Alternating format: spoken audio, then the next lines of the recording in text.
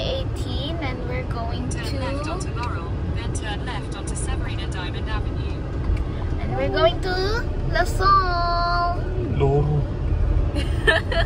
Laurel. And it's, saktong 7 o'clock a.m. And then, ang gagawin namin doon ay magpapasa kami ng requirements for confirmation of slot. Para mabigyan ako ng enrollment slip.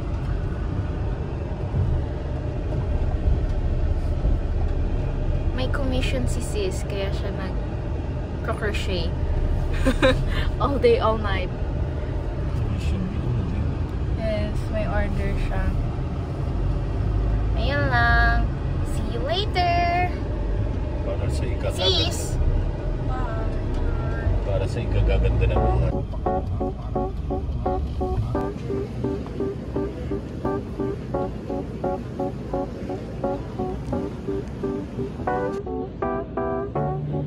I've been out of my head, can't get out of bed. Hey guys! So right now, we are here in Cavite. Actually, ilang days na yung nakalipas after kaming magpasa nung requirements ko sa Lasal. So, ayun. Hindi ako masyadong nakapag-vlog doon kasi sobrang bilis lang ng pangyayari. And wala naman akong ibang ginawa doon kundi mag-wait, ganon, pumila, and then magpasa ng requirements. Tapos, yun lang. So, ayun, na-explain ko lang sa inyo yung paano magpasa ng, and mag-confirm ng slot. Pagpasok namin doon sa Gokong Way building, nagpakita lang ako ng vaccine card, and then pinapasok na ako sa first room to pay the confirmation fee. And then, kasi as you all know, if pinanood nyo yung last video ko, qualified special applicant ako. So, nung 18, yun yung date of confirmation namin and yung deadline of requirements. So, ayun. Then, may finil upan kaming, checklist. Then, name lang naman yung isusulat mo. And then, yung course mo. And then, yun, bibigyan ka na nila ng number. Then, you're gonna wait. Tapos, after nun, mag-next room kayo. And then, mag-pay na kayo ng confirmation fee nyo. And then, bibigyan kayo ng original receipt. Mabilis lang naman yun. And then, yung number na binigay dun sa first room, yun na yung number mo all throughout. So, madali na lang.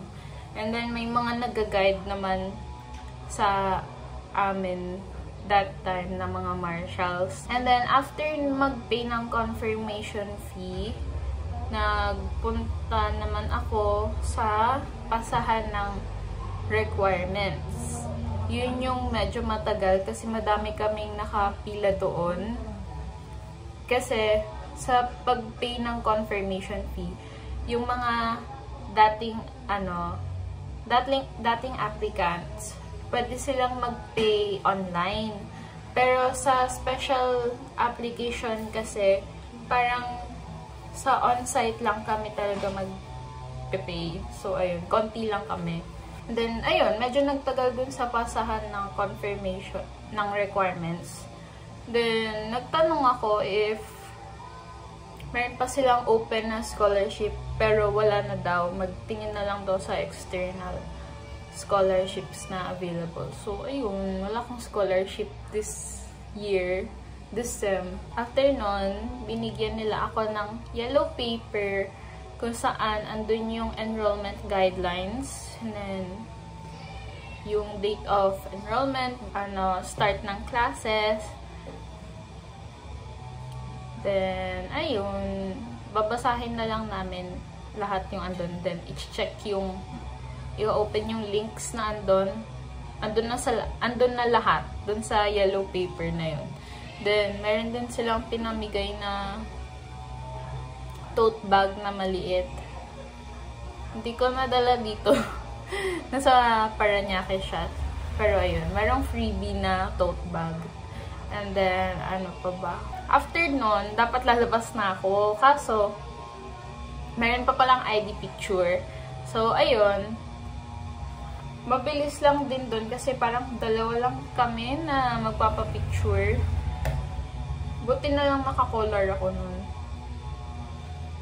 And then, after nung ID picture, ayun lang. Finish na. Then, tinawagan na namin si Lolo. And, tinur niya kami sa mga parking spaces kung saan daw pwede mag-park. And after na nagpunta kami ng Divisoria, bumili kami ng yarn ni Chingy. Then, doon na din nag-lunch. And then, dapat kukunin ko yung graduation picture ko sa DMD, yung sa UST. Yung picture namin nung umakyat ako sa stage. Kaso, sobrang haba ng pila. So, ayun. Hindi ko na nakuha. Pero sabi nila, open naman daw sila until September. So, ayun. Baka balikan na lang namin. So, that's it. Hindi ko alam kung kailan ako ulit makakabalik ng Lasal. Pero, ayun. I just have to wait for enrollment date, which is August 22 pa. So, matagal-tagal pa. Ayun. Ayun lang. Hindi ako nakatour ng campus kasi wala. Medyo nagmamadali kami that time. Kasi nga may ongoing order nun. Bulk order nun si Chingy. So, kailangan namin bumili ng yarn. So, hindi na kami nakapunta sa nakalibot sa campus. So, ayun.